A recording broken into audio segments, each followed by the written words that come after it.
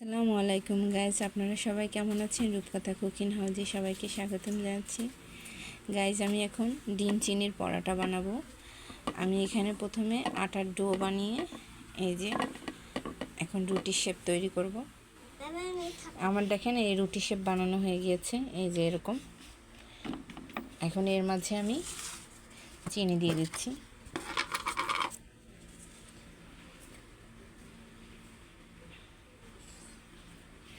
যে যেমন মিষ্টি খাবেন সে সেরকম মিষ্টি দিবেন।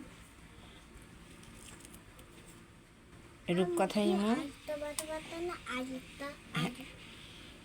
হ্যাঁ বাবা, আলুর পরোটা কালকে বানাই দেবো।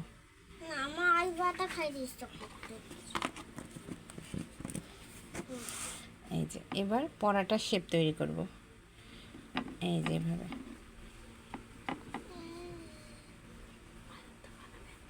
এই যে এইভাবে দেব, দেখেন এইভাবে দিয়ে এই যে এইভাবে আমি এখানে 4 কোণার পরোটার শেপ তৈরি করছি।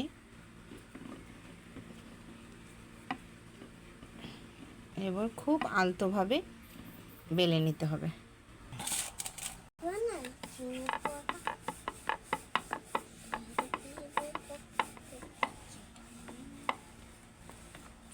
খুবই আলতোভাবে, যেন চিনি বের হয়ে না যায়। এই যে এইভাবে করে বেলতে হবে।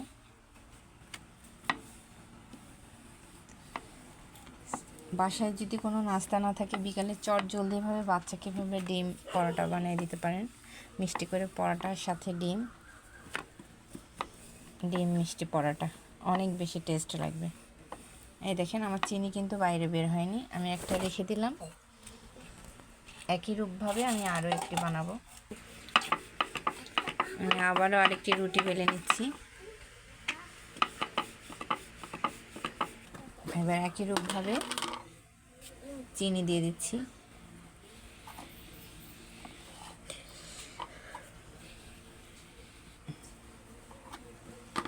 আমি এখানে করে তেল ব্যবহার করলাম না। তেল দিলে চিনিটা কিন্তু বসবে না।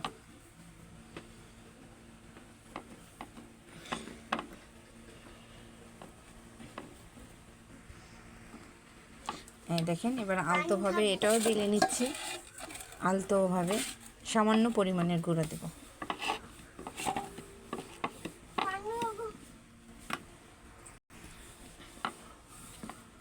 খুবই আলতোভাবে দিচ্ছি যেন চিনি বাইরে না বের হয়ে যায়। আমার পরোটার শেপ তৈরি করা হয়ে গেল।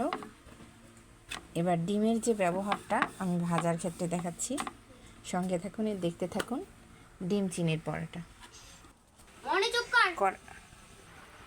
এখানে দেখেন ডিম আর লবণ আমি নিয়েছি। এবার ডিমটা ফাটিয়ে নেব।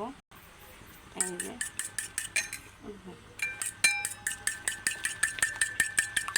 আর গ্যাসের চুলা অন করে এই যে কড়াইয়ে তেল দিয়েছি।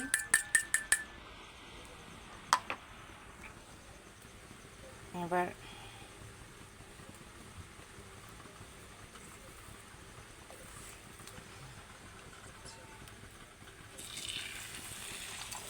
পরোটাটি দিয়ে দিলাম।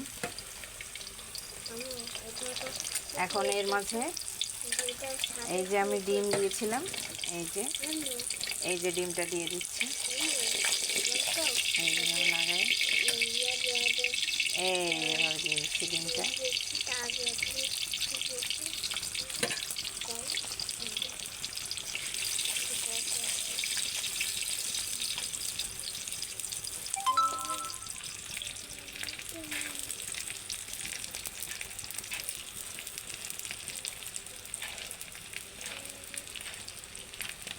চারিদিকে আস্তে আস্তে ভাবে দিতে হবে।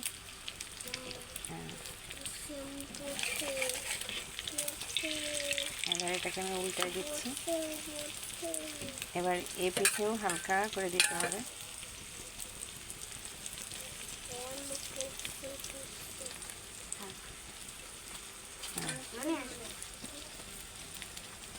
এভাবে ডিম চিনির পরোটা বাচ্চাদের করে দিলে বিশ্বাস করেন বাচ্চারা ভীষণ পছন্দ করবে। এটা আমি লাল হওয়া পর্যন্ত ভাজবো। এই দেখেন আমার ডিম চিনির পরোটা এক পাশে প্রায় হয়ে আসছে। আর এক পাশে উল্টে দিয়েছি। আর ফ্লেভারের কথা তো বাসায় না ভাজা পর্যন্ত আপনারা বুঝতে পারবেন না, অনেক বেশি ফ্লেভার আসছে আর অনেক বেশি খেতেও টেস্ট। এটা আপনারা বাসায় বানিয়ে খেয়ে আমাকে জানাবেন। দেখেন ডিম চিনির পরাটা বোঝা যাচ্ছে না, মনে হচ্ছে ডিমে ডুবা কি যেন একটা রসাভর পিঠা, দেখতে কতটা কিউট লাগছে আর ডুবে মানে ফুলে উঠেছে সেই রকম। দেখি এই পিঠটা হয়ে গেল কিনা। খুব সময় নিয়ে ভাজতে হবে, তাহলে মচমচা হবে। গাইস, আমার রেসিপিগুলো আপনাদের মনে হয় ভালো লাগে না, এই জন্য কোনো কমেন্ট শেয়ার জানান না, লাইক জানান না। আপনারা দয়া করে আমার চ্যানেলটি সাবস্ক্রাইব করেন এবং অনেক অনেক বেশি লাইক দেন। আমার ভুল ত্রুটিগুলো আপনারা ধরিয়ে দেবেন। শখবশত আমি ইউটিউব চ্যানেলটি খুলেছি। এই দেখেন আমার এটা প্রায় হয়ে আসছে। হ্যাঁ, অনেক দারুণ একটা ফ্লেভার আসছে, অনেক অনেক দারুণ। আমি এবার এটা উঠিয়ে এবার আরেকটা দিয়ে দেবো। আরেকটা দিয়ে দিলাম। এবার ডিমটা পুরোটাই দিয়ে দিচ্ছি।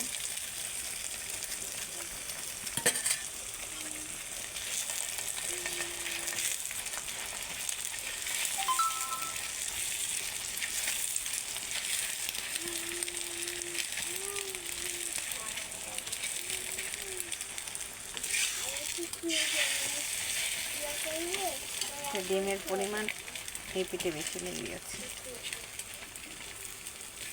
প্রবলেম নেই।